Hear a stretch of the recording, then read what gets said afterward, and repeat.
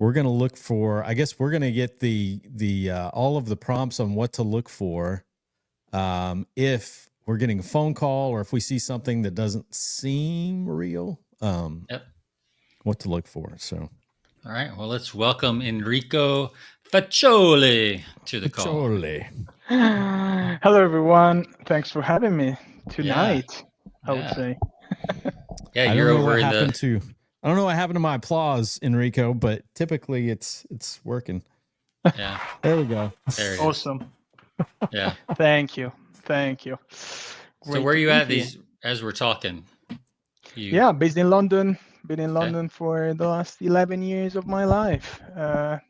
Originally Italian though. Okay. But we'll be in the US tomorrow. All right. You would have never thought. Tell us, Enrico, what's a reason people should stick around and listen to this podcast? Yeah, absolutely. So I think we're heading into a new phase of like social engineering, and for whoever is not familiar with social engineering, is just scamming people, basically persuading them to do something they wouldn't necessarily be doing. Mm-hmm. And we're heading into a new phase where AI will be doing most of the scams. And unfortunately, they're getting so sophisticated that it's becoming almost impossible to distinguish what's real from what's fake. So it's not going to be about distinguishing what's real from what is fake. It's about processes, procedures, being trained to be politely paranoid rather than being able to detect those cues. So if you wanna learn all about that, stay on. I'll do my best. All right, sounds good. Well, I believe you brought on a beverage. Curious to see what they're serving up over there. What do you have? This is just a simple IPA, a brew dog. It's a UK company that is going pretty well. So all right, fun. Brew dog IPA. Brew dog. Cheers. Jonathan, what do you have? I'm going to share it on my screen. Let's see. This is it's a cookies and cream. You'll like this one. Yeah, you're in my neck of the woods right now. Oh, patriarchy. Patriarchy. Yeah, patriarchy. Cookies and cream. This really caught my eye. It sounded really good. It is a chocolatey cookie crumbled, dunked in delicious vanilla ice cream. So that's hopefully it tastes as good as it sounds. Yeah. Wow. Full-bodied white stout infused with cookies and cream, ice cream, lactose, cocoa, and beautiful golden beer. So 8% ABV and 38 IBU. Nice and low there. Yep. Exactly. All right. Well, you're about to see why Americans are fat. So, all right. So I am having Orange Whip, Mr. Surly's Orange Whip Cream Ale. This is a dreamy concoction of blood orange, vanilla hops, and malt. Mr. Surly's Orange Whip is sweet, citrusy, and balanced. Treat yourself. So that's what it reminded me of, like orange sherbet or a push-up, from ice cream truck days. That's it. So all right. Well, let's cheers it up, gentlemen. Cheers, guys. Cheers. Thanks for the invite. Yeah, absolutely. Your buttons are weak today, Jonathan. Yeah, let's bump that up a little. There we go. Sounds a little weak. All right, so Enrico, we give 1 to 5 pints. You can use decimals, 5 being the best. Where do you rate Brewdog IPA on 1 to 5 pint scale? I would say it's a solid 3.5. Okay, very nice. Yeah, Jonathan, I really like this. I'm going to give it a 4. I'm going to give it a 4.8. 4.85. All right. I think that's what I gave mine last week. Yeah. 4.85. All right. This does not have enough orangey vanilla. It's just a scam. They got me. They fished me. They catfished me. So I'm going to give this a 3. It's not a bad beer. It's just not quite as I'd like it a little sweeter, a little more of the Yeah. what it says on the can to come through. You would So like 3. this. Have you had this cookies and cream that I'm having? I think I have.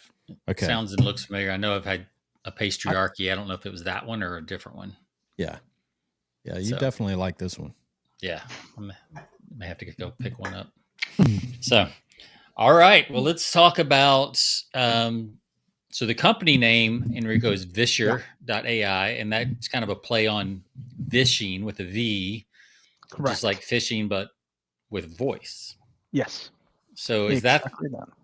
Tell us a little bit about like your background, how you got into this world, and then we'll just kind of roll into what you're seeing out there. And yeah, of course.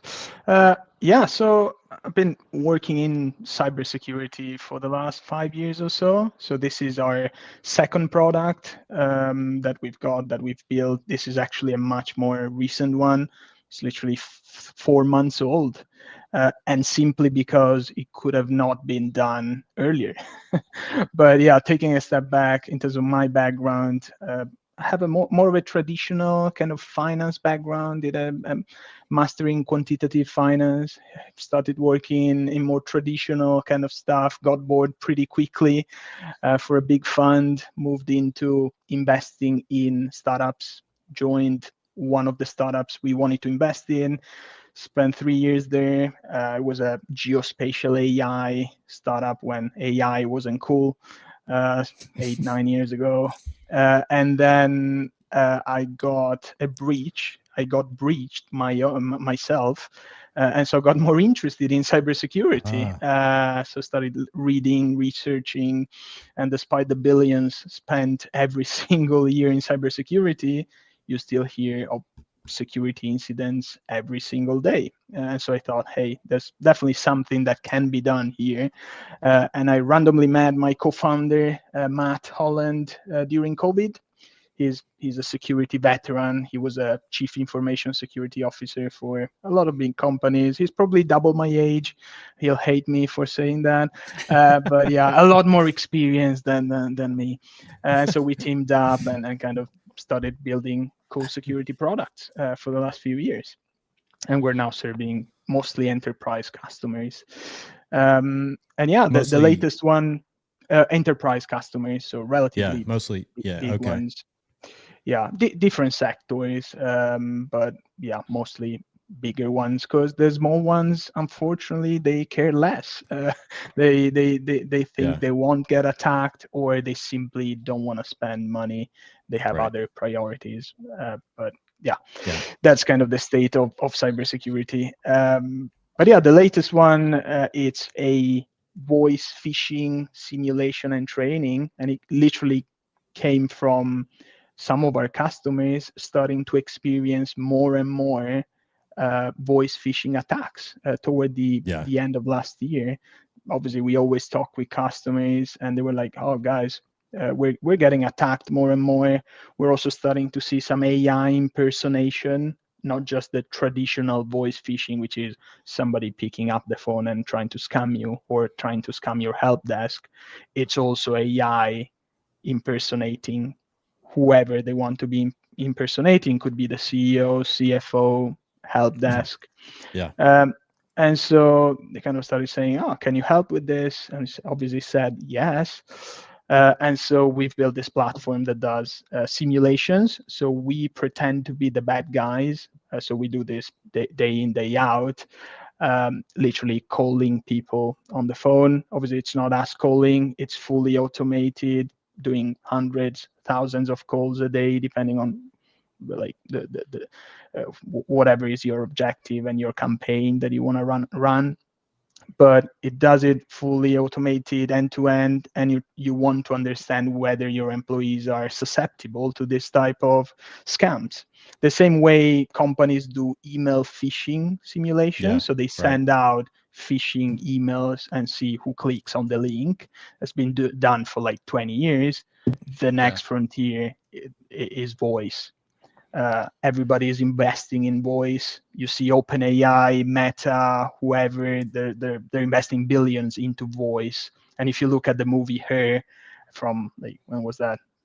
10, 15 years ago, Mm-hmm. where you've got your assistant that is always omnipresent and you can do everything with her. That's likely going to be the future. We're a few years away, but so yes, that's kind of what we do. On one side, we do the simulations and we report back on who's more vulnerable, and then we train the employees using the same technology. So it's no longer a boring video, which is like the status quo in corporate training. You join a company, you have to watch a 1 hour long video every year.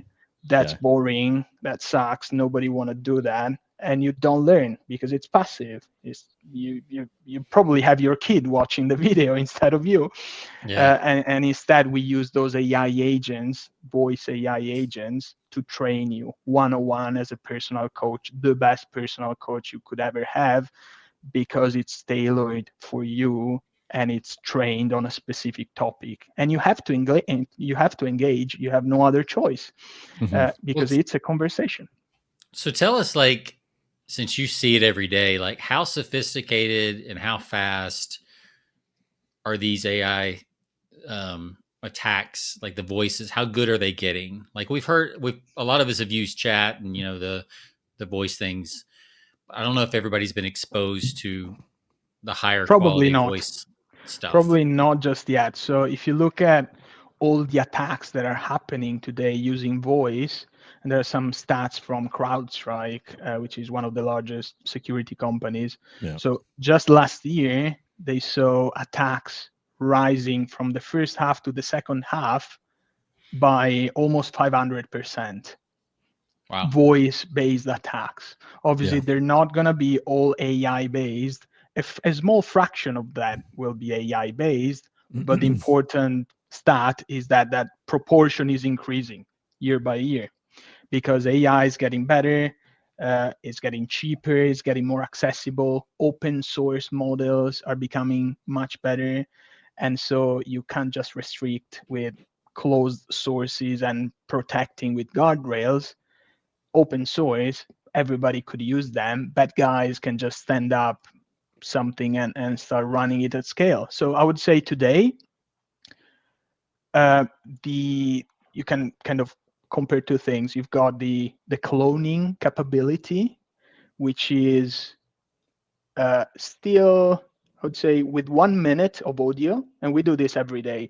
With 1 minute of audio, you can get a 75-80% accurate voice, which is good enough to fool a good percentage of the population. Wow. So it doesn't need to be perfect, because it's all about the deception that's behind the voice. So a good enough voice with a good enough pretext, which is, I'm calling because blah, blah, blah, and also with some background noise that kind of reinforce the pretext and reinforce the reason why you're calling. Like, hey, I'm the CEO and I'm calling you from the airport and I need you to send me this right now. And you start hearing voices from the airport and final call for number that reinforce that pretext. Wow. And so the voice per se doesn't need to be perfect, but you can get, go. Yeah. What is I mean, you just gave an example, CEO in an airport. What is typically when you're training companies, what is the standard? Who are they trying to reach out to within an organization or companies that you're working with? Who is their target when they're making these calls? And what does that conversation typically look like? Who are they trying to reach out, and what are some of the questions that are being absolutely used? It really depends, but there are obviously patterns within departments and within sectors. So the most common one these days is IT help desk fraud. So I don't know if you've seen also in the US that there's been quite a few companies, was in the news as well very recently. There's a ransomware gang called Scattered Spider. They all give them some fancy names for whatever reason. But this guy is, one of their main kind of channel that they use and attack vectors is voice phishing. So they call up the IT help desk of company X, generally large companies that have an IT help desk. They pretend to be an employee saying, hey, I've lost access to my email. I need to reset it, etc., etc. They talk them through resetting a password. IT help desk employee should normally verify that it's actually you. It's actually the employee. They have procedures generally in place, but either the procedures are not strong enough or the employee doesn't follow them. We're all humans and they're all busy. They get hundreds of calls a day, or the ransomware gang member is really good as well. A lot of them are English speakers as well, so like a really good accent. They kind of talk them through. Sure. But basically, they get their password reset and they're in. And then from obviously the corporate network, they move laterally, they blah blah blah, and then they deploy ransomware, they exfiltrate data, do whatever they want. So that's a very common one. It was in the news a few days ago. Clorox, a US company, obviously they got targeted, I think was 2023 by Scatter Spider. Obviously they lost hundreds and hundreds of millions with one attack that literally was just an IT help desk reset password, and they sued Cognizant, which is their IT help desk outsourcer, because they didn't ask for verification when resetting the password. So for like they sued them for like 400 millions, something crazy. So the trial is ongoing, but this is just happened as well in the UK. Allegedly, same group, same modus operandi, but and again, say like another IT outsourcer got tricked into revealing passwords and resetting everything. So that's a very common one. And then you've got a plenty of others like CEO fraud, where the attacker pretends to be the CEO and calls a board member or the CFO with an urgent payment for a transaction that obviously it's very urgent and it's very sensitive and confidential and they can't mention to anybody. And obviously you should have like verification also in terms of like payment policies on like at least 2 signatories and blah blah blah. But it often happened that, oh, I heard my CEO kind of on the call, and the money's gone. I saw an Instagram reel where a CEO of a company, mid-sized company, that happened to their company, and they used his voice.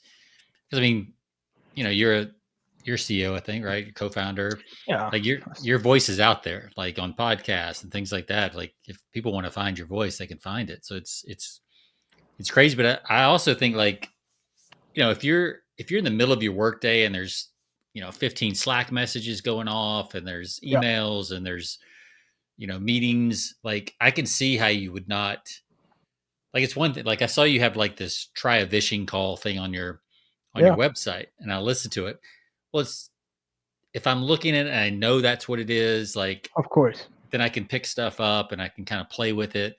But I could see how in the middle of a workday, and it's kind of like the movies where a fake general comes to the gate and the young private soldier. It's like he just intimidates them. Yeah. And it sounds like that's the kind of the key thing is intimidation with yeah, a familiar obviously, voice. Exactly. And for instance, the one you've seen on our website, that's the voice of my co-founder and was trained with 1 minute of audio. And if you hear the real one, it's very, very similar. So, yeah, and I played obviously with it. you can do. It was kind of fun. I pushed back on it and tried to get it to do stuff. And I think what's amazing to me is how on the fly it can be. Yeah. And like Latency. respond to you. Yeah. Latency is like decreased significantly over the last few months. Like even 6 to 9 And you would months say ago. latency. When you say latency, you mean the time it takes AI to respond, right? Correct. So from the time I speak to the time AI speak back to me, that's kind of the latency of the call.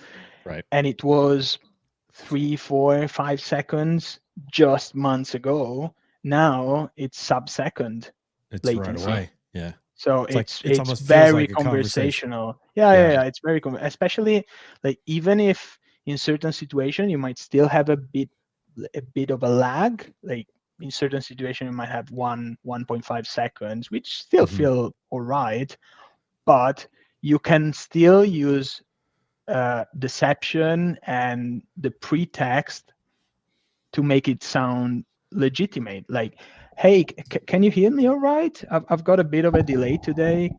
And so the brain of who's receiving the call is already in that mindset where they're expecting some delay. So then it becomes normalized. So there's all sort of tricks. Classic Where framing. you can Oh, yeah. Right. To overcome technical challenges, it's all about persuasion and all the stuff you know about. And I guess none of this stuff is really new. I mean, scammers have been using this, con artists have been using this. But what's different is you're able to use a familiar voice. That's the scary part. Mm-hmm. Yeah, there's a few differences. So definitely the like personalization and the cloning on voices, etc., that's a big factor. It could have been done even 2-3 years ago, but it's the easy or the easiness of doing that. Now I can clone a voice in 10 seconds. You go in our platform, you clone a new voice with a snippet of audio. In 15 seconds you have a voice that you can use to call hundreds of people. So you have like how easy it's become, but then you've got the scale factor. Before you had to be a person there or a team of people physically calling hundreds of people every week. Now with just one AI agent, you can call hundreds of people a day automatically. So the scale is becoming significant.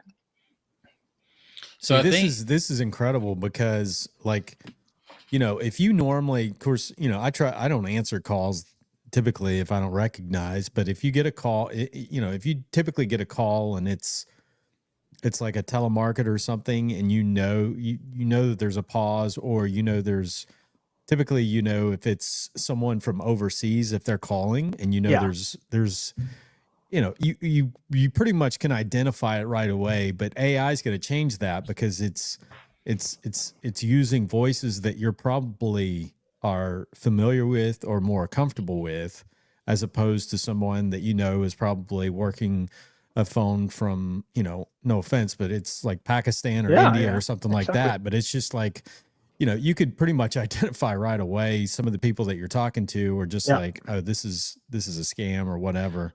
But if you hear somebody that sounds like you're, you know, it sounds like somebody you do business with, or it sounds like somebody that's in your family, that's going to be crazy. I mean, that's, you know, and with AI, it's not just about the single call that you're getting. It will become also everything that's before that call. So all the OSINT, which is open source intelligence, which is basically gathering public information to make the scam more believable. So obviously, if I call Sean, and obviously your voice is already out there, so that wouldn't be a problem. But I can call Sean pretending to be a supplier, pretending to be whoever, and I keep him on the phone for a minute, 2 minutes, talking gibberish. Then I can use Sean's voice, obviously, to call John. And also I call Sean and I get some personal information about John.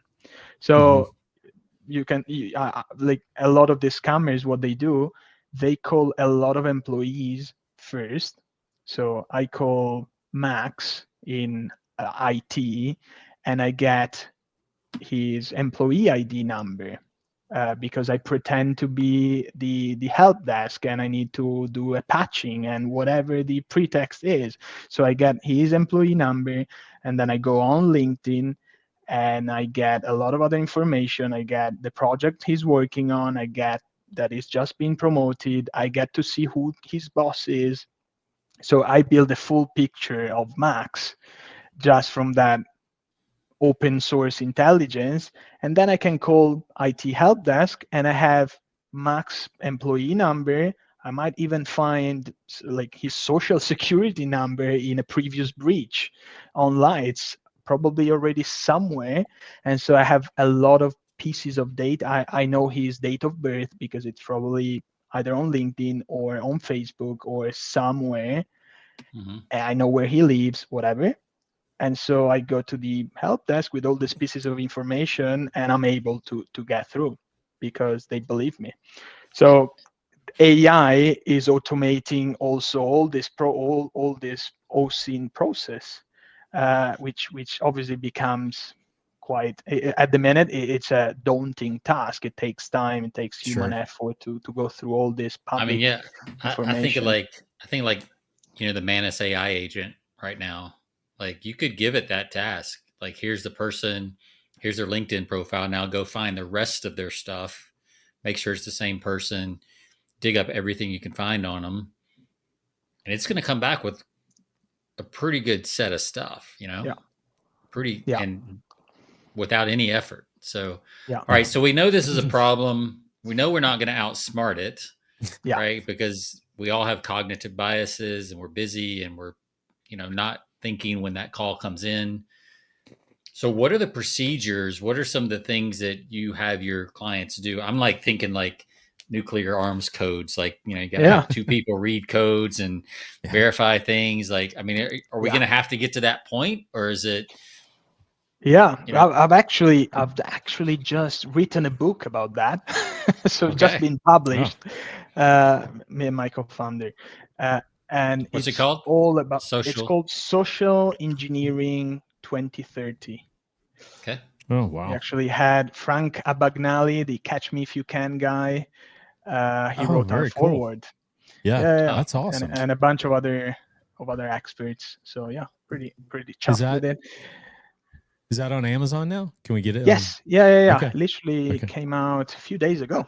So I just got my copy as well. Congratulations. That's awesome. Thank you. But yeah, going back to your question, I think, again, it really depends if you approach it as an organization or as a kind of an individual. So for instance, as an individual, what I always say is you need to have a code word with your family, people that you know, that if they call you, you would do something for them. So have a code word. I have a code word with my girlfriend, with my parents, and kind of close circle. Obviously, you can't have a code word with all of your coworkers or whoever is calling you outside of your kind of small circle. So what you need to do is verify and be politely paranoid. So anytime there's a request to do something, you need to politely say, hey, thank you, sure. Let me verify that who's calling is actually you. I'll send you an email. I'll send you whatever to a different channel. It could be a Slack message if it's at work. It could be a Teams message, an email, anything else, but in a separate channel and not obviously on the same or on a number that a scammer gives you, because they obviously tend to do that. Oh yeah, to verify, I'll give you a number you can call. Obviously not. Find a number in the right directory, or obviously if it's at work, send them a Slack, a Teams, an email, because just by doing that, you reduce 99% of the likelihood of falling for anything, because it's unlikely they'll have access to all the other accounts. Generally speaking, they don't have access to anything. They're just kind of fishing for it. They've not breached into anything. there might be a few instances where that happens, but obviously you can't predict everything. But yeah, it's kind of a combination. Always in cybersecurity, there's like three factors: there's people, processes, and technology. And technology by any any of this by themselves are insufficient. So what people sorry, generally recommend is always start with people, because it's probably your biggest attack surface. So by training people in the right way and letting them experiencing that threat, not just passively but realistically, you already kind of reduce that risk significantly. Obviously, you're never going to be at zero risk, because it's impossible, but you reduce it significantly. Obviously, you also need to have strict policies in place. For instance, as I was mentioning before, uh, policies for how you reset passwords, policies on how you do payments, etc., etc. So this needs to first of all exist, be kind of up to date, because even banks, like they have voice as an authentication method. It was great until 1 year ago. Now it's out of date because you can clone a voice and you bypass that verification method. So having a policy doesn't mean it's the right one. You need to keep kind of updating it as technology and things evolve. And then obviously you've got technology that can always help. So nowadays there's quite a bunch of deep fake detector type of solutions, which are basically a mousetrap, or in cybersecurity terms, they're trying to catch the attacker by detecting them. So, for instance, in this call, if Jonathan were to be a deep fake, a live deep fake, a deep fake detector would flag and say, "Hey, Jonathan has a 95% likelihood of being a deep fake."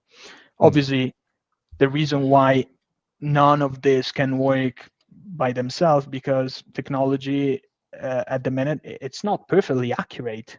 It's maybe 90 something percent, but you still have false negatives, you have false positives, and obviously there's a new model every single day. And Yeah, so you need it's to like the keep developing new, yeah. better models to also detect deepfakes. And it will be like this forever.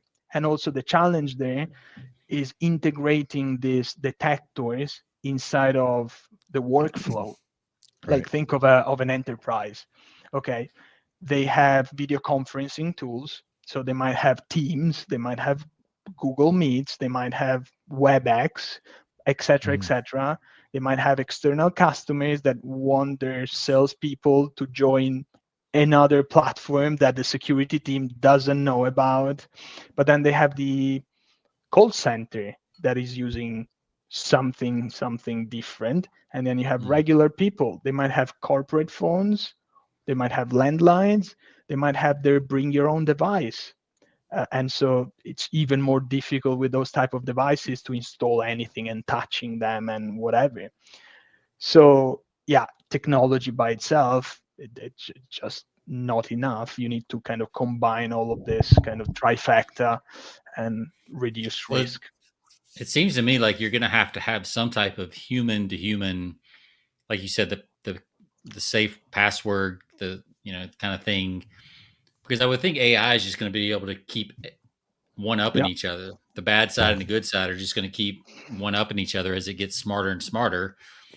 It's just going to be a Yeah. it's kind of like the old movie. You're probably too young, Enrico, but like War Yeah. Games, Uh, when it played tic tac toe against itself, is like Oh it just yeah. kept going up and up and up and up until it just yeah. basically blew up. Yeah. So yeah, That's an interesting thing. There's also the whole concept of, obviously, trust erosion in society. That's more mhm. of a societal kind of high level overview. It's obviously, if I can trust anything that I hear, that I see, and then I read, uh, what can I trust? I go back to only in-person kind of communication, and Yeah, wouldn't that be everything that ironic? is now digital, it become so high friction that it becomes like a loss of productivity, a massive loss of productivity, because for everything I need to verify something. And at the same time, there's going to be certain actors that are going to benefit from this, the so-called liar's dividend. Don't know if you've ever heard of it, but basically bad actors, it could be politicians, it could be a murderer, it could be anybody that has been caught on camera or on video or with a picture. They can claim that that was not a real artifact, so that CCTV wasn't real. And obviously there's going to be a lot of implications for forensics, for courts. Like, courts are not ready today to deal with the influx of AI generated content that is going to come for court cases. Like, it's going to be a massive influx, and obviously criminals will try anything to kind of get their case dismissed. Yeah, in the court case, reasonable doubt. Good Lord, with AI, like, reasonable doubt should be a slam dunk. Yeah, really, at this point. So, yeah, that's crazy. It makes me wonder. The more I kind of hear about AI and these different aspects of AI that we've talked about, the more it makes me think that it's almost going to force more human interaction. Yeah. I think it's going to just, the pendulum is going to have to shift back, because, like you said, ultimately, like, you're just not going to trust anything but a face-to-face, conversation again. So, it's wild. Forget phone calls anymore. Yeah, if you're in phone sales, you might as well, find a new industry for or even sure. FaceTime. Like, FaceTime will be hacked at some point, and that's crazy. Live deepfakes are already a thing. There's a company here in the UK that lost $25 million with, it wasn't a live deepfake as far as I'm aware, but it was an employee in the finance team got an email with a link to join an urgent meeting from their CFO. Said, hey, join this meeting. It looked like a normal Zoom meeting. He clicked. Wow. A dashboard open up with like a bunch of faces all moving. Some of them were talking, giving instruction to each other, whatever. And then toward the end, I was like, all right, John, you understood you have to do this 5 tranches of 5 payments. I'm going to send you all the details in 2 minutes. Now we've got to head to the airport. Bye. Wow. He got an email back saying, these are the bank accounts you need to send the money to. And he did it. And he didn't even realize for like 3-4 days until somebody said, oh, what about this $25 million? And I was like, oh, but you called. Well, we had a Zoom meeting. We were like 10 of us there. I was like, no. Wow. That's it. Did you say 25 million? Yeah. It's public knowledge. So yeah. Man. Well, that's why they go after the big dogs, because they get the money. So that's right. Yeah. Absolutely. Well, Jonathan, I know you gotta stop. So, so Enrico, I know you're about to do a world tour here and all that kind of stuff. But thanks for telling us about the book. I put the link in the comments there. But oh, thank you. Where else can people find out about you? I'll go ahead and put this on the screen. But we've got Social Engineering 2030 on Amazon, and then your website. Yes. Yeah. And I'm also on LinkedIn. Okay. Trying to be as active as I can. I can send you a link as well. But yeah, hit me up. I'm always happy to chat. And Vishr.AI is V as in victory, ISHR. Like any good millennial company, it's exactly missing a vowel. all the good domains are taken. So gotta be creative. Correct. Yeah, correct. Gotta get creative for sure. At least you got one vowel in there. I'm impressed. You got the I, so that's pretty fun. So, all right. Well, Enrico, we've had a good time talking to you. Opened our eyes. Got to have some passwords with all our friends and family and all that kind of stuff now. And Man, safe words, passwords. You got to have all kinds of stuff for your relationships these days. Yeah. Yeah, exactly. It's a brave new world. So you said you'll be in the States for a couple of weeks. You're going to what's the trade show you're going in Vegas? Yeah, we're going to Black Hat. We're going to DEF CON, B-Sides. At DEF CON, we're actually giving a talk. It's a big conference. We're talking about how we've built our voice AI agents and lesson learned, so quite technical. And then at the same conference, we've got an AI Vishing competition. So for the last, there's a social engineering village, which is quite famous within cybersecurity. And for the last 15 years, they've been doing voice phishing, so phishing competitions. So they literally close a human in a booth. They give them a company to call, generally like a Fortune 500 company. Yeah. And this individual calls employees at that company and try to extract information from them live in front of 1,000 people. Wow. So that's been going for like 15 years or so. And this year, for the first time, they're doing the same competition, but with AI phishing bots. So I'll be there with my co-founder, literally pressing a button, and the AI will do all of that by himself, calling people up and getting information. Right. Obviously, it's all ethical, safeguarded, and so on. But that tells you something. Wow. That's crazy. That'd be fun to watch. And such cool names for your conferences too. So it's just right out of a spy movie or Black Hat, DEF CON. Yeah, it's cool stuff. All of those. Very cool. Well, Enrico, thank you so much for joining us. Spend some time on the podcast. My pleasure. We'll be putting this out probably. We'll have it ready here in a couple of days and can shoot you over a link. And I'll probably follow up with you because I'm in an industry where this is probably good awareness to have. Especially with the fact that you guys deal with mostly, most of your clientele are corporate clients. So I might be inviting you on to a couple of my industry podcast shows to expand on this. Yeah. Yeah. So awareness is important. Absolutely. All right. Good stuff. Good. Thanks, guys. Yeah. Yeah. Thank you. Really enjoyed it. Stay, if you would stay on the green room real quick. I've actually got a couple of minutes that we can wrap up and we'll say a few words on the back end. Perfect. All right. Very cool. Interesting time, so brave new world. What can you say? Crazy stuff, man. It's like get your safe words and passwords and nuclear arms codes, whatever you got to do to protect yourself. There's a scam going around. I don't know if you've heard this or not, but there's a scam going around where it calls. People are being called and told that they owe money or they missed a court appearance and they owe a fine. So this happened to me last year where I pretty much caught it right away, but because I said, well, I'll call you right back.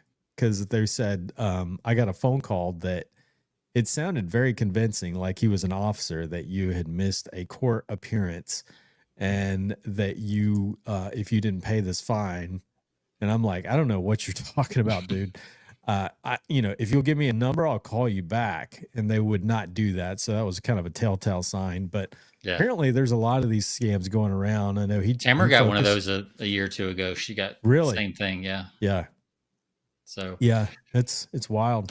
Now that you got AI, you can make it even more, convincing. Yeah, it's crazy. So got to be careful out there, people. Yep, that's it. Persuasion works both ways. That's right. That's right. So, good stuff.